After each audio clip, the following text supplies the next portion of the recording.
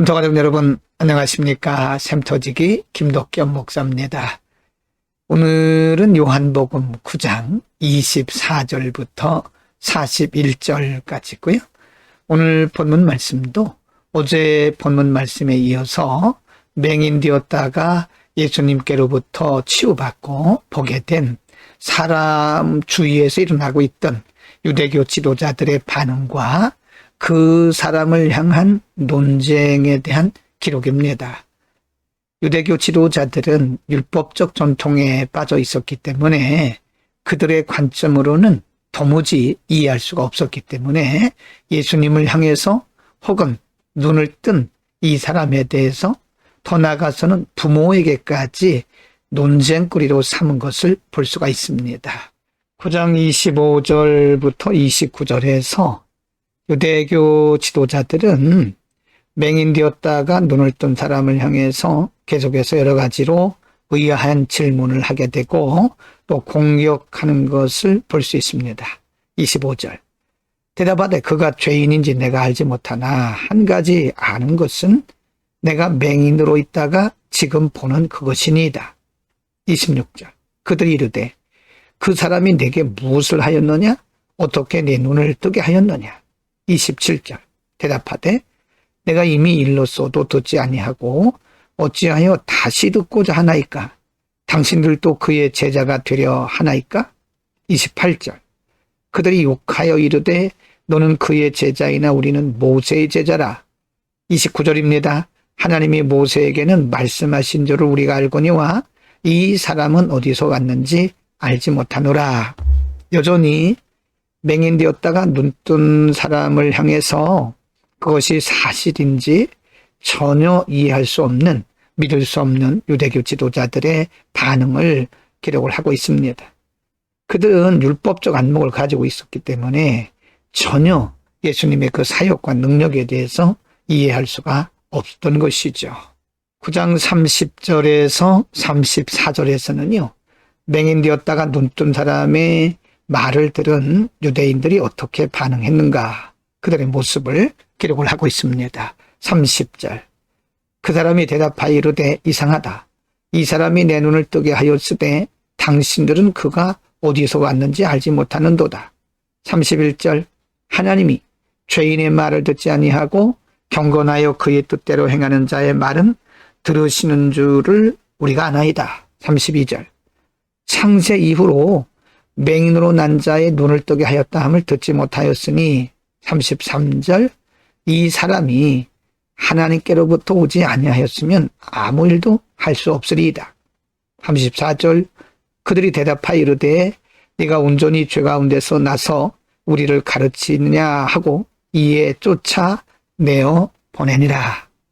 유대인들은 이 사람이 하는 말을 도무지 이해할 수가 없었습니다.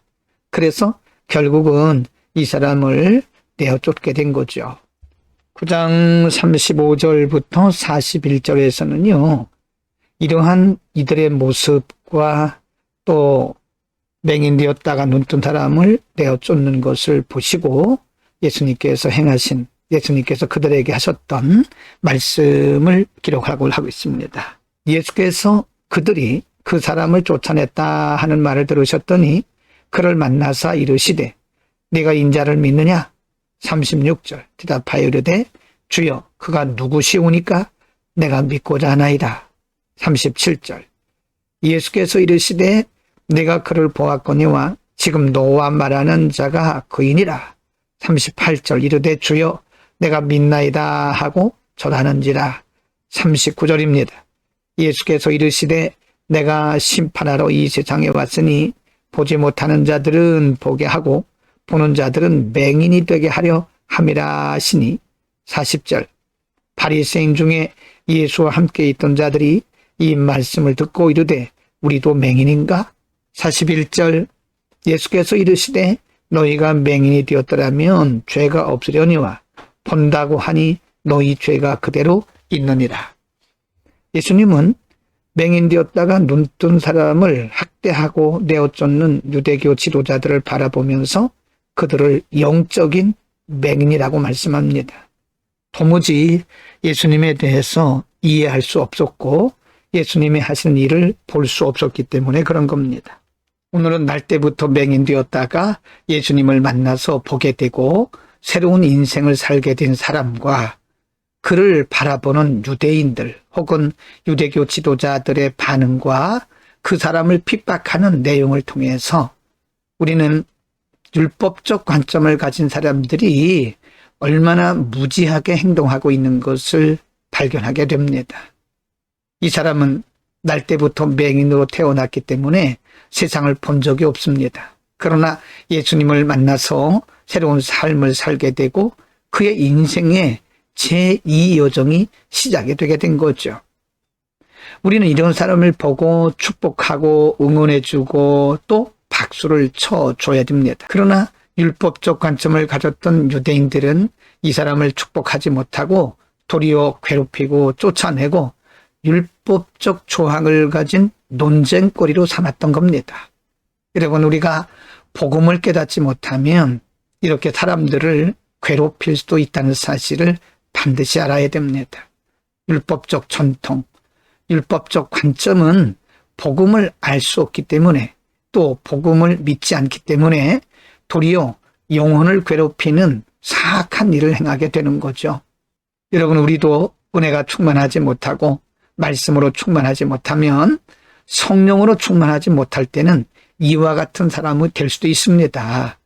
사람들을 세우고 살리고 용기를 주기는커녕 오히려 사람들을 심하게 상처를 줄 수 있다는 사실을 꼭 기억해야 됩니다.